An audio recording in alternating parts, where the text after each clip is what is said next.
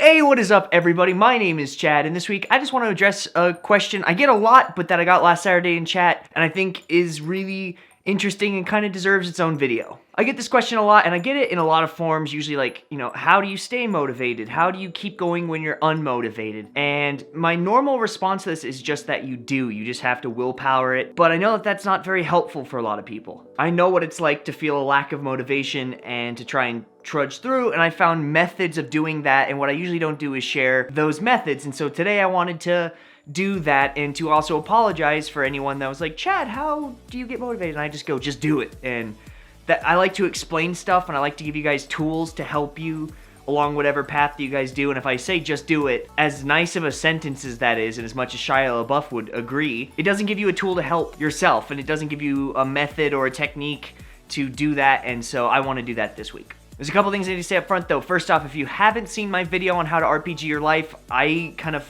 put all of this into that perspective. So if you haven't seen that, there's gonna be a lot in this video that you guys probably don't understand.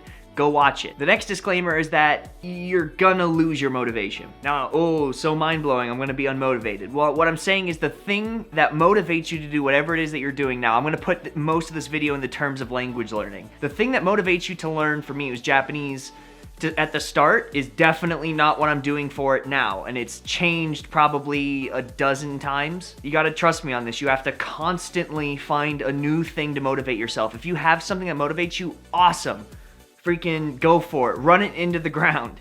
And then when it stops motivating you, you need to find something else, otherwise you're just gonna stop. You're gonna be halfway up the language mountain and you're gonna be like, well, that was fun and a waste of time, and then it was all for nothing because you didn't learn the language. You spent thousands of hours doing something and you don't have a summit with your name on it to show for it. And yes, even you're not on a vengeance quest to avenge your parents' death.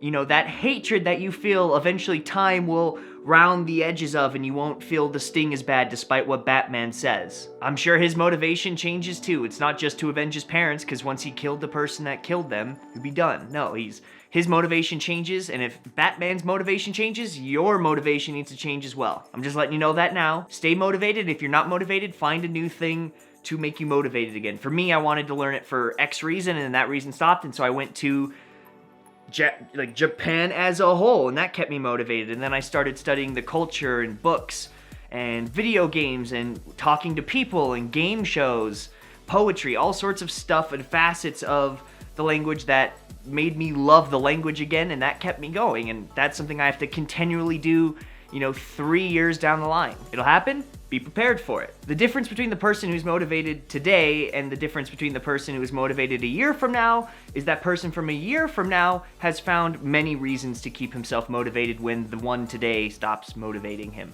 That's the only difference. So let's start with this. Whatever your motivation is for whatever it is that you're doing right now, let's say language learning, because that's probably the majority of my channel, right? Write it down.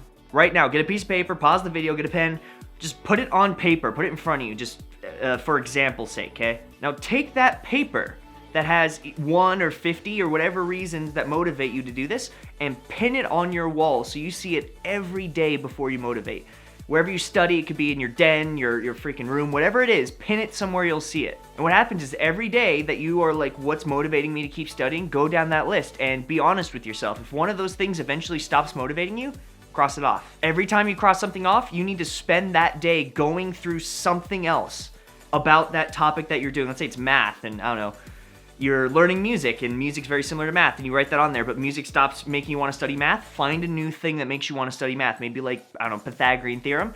Add that to the list. This list should never exhaust, and as long as it never exhausts, your motivation never will either. But that's just a strategy for when stuff wears out, but let's say we don't want stuff to wear out all that often. Let's go on to the next thing, which is keeping motivation so that way you'll have to find new reasons less often, or like prolonging the motivation that you already have. To be specific, I'm turning your life into a bank account. Everything that you do for yourself, for your life, for your family, for things that just benefit you, you're gonna donate $1 into a bank account. Now, if you guys have seen my previous video, which again, if this won't make sense without it, on your character tome, make sure you write a bank account status. And every time you go something towards your goals, towards your motivation, for me, it's like studying Japanese, learning to fly, getting into a master's degree program, like all this stuff. Every time I did a step that went towards that, I put $1 into my bank account. And I'm sure there's so many of you that are like me that think, I don't think an investment in myself is the best investment. Like, I would rather go into the stocks than into myself.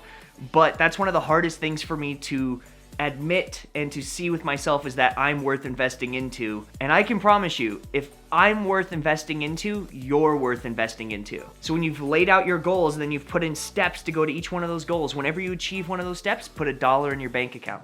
And then every time you reach one of your goals, or maybe one of your major milestones in the step towards that goal, take the money in your bank account, your metaphysical bank account, spend it on yourself. Reward yourself. Hey, you got $5 in there for staying on your diet for a full week? Go to McDonald's. Learned 1,000 kanji, probably have $100, $200 in your account. Go do something for that $100 and $200. Use the money that you've been giving yourself, that you've been investing yourself, to like a physical value. Assign it a real value, $1, even if it's 25 cents, a penny, whatever it is. And when you finally hit those moments, treat yourself. And what this does is this keeps you kind of get these like blinders on that just keep you going straight and keep you gaining money. It's almost like when you're at a job and you just are like, I need to save, I have vacation, I have family, I have bills.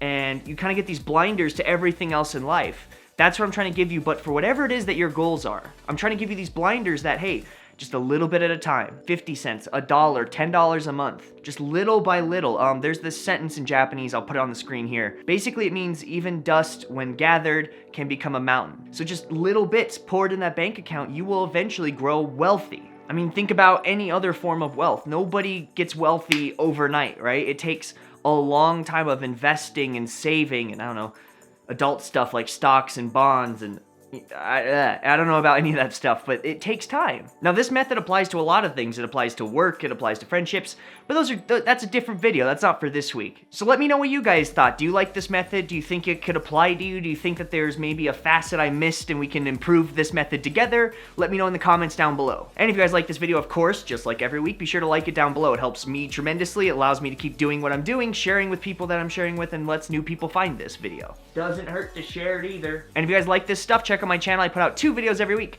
Wednesday's a video like this about Japan, Japanese language learning, and Saturday is usually a live stream. Although this week, real quick update, I'm not doing a live stream on Saturday. I'm going to be doing a St.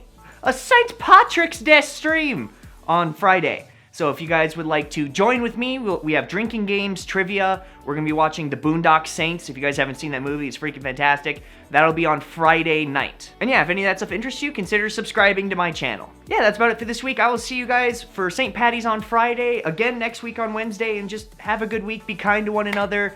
Go towards your dream.